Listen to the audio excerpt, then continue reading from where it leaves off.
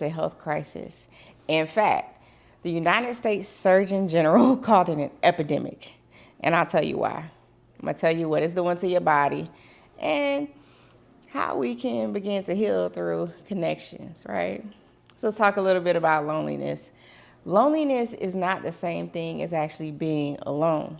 You could be in a crowded house, a busy office, even around friends, and still feel unseen, unheard, and disconnected.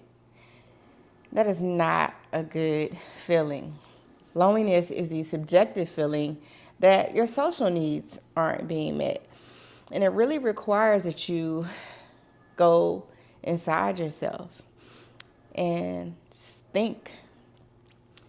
In 2023, over 1 in 2 U.S. adults reported feeling lonely. That includes working professionals, caregivers, parents, and even healthcare workers like myself.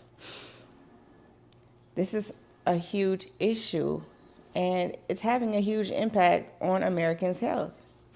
When you think about chronic loneliness, it increases your risk of heart disease, stroke, dementia, depression, and anxiety. So when I say that connection is a part of life, you really have to understand that there's power in connection. Chronic loneliness actually raises your risk of premature death. Yeah, I'm not sure if you knew it or not, but the other things is that, loneliness can trigger stress hormones like cortisol.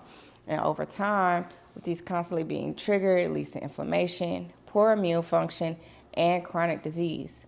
So as a family medicine physician, I've seen people who have had some normal labs and they look normal, but what's hurting them isn't a test result. It's just being alone in isolation. And anybody can feel lonely.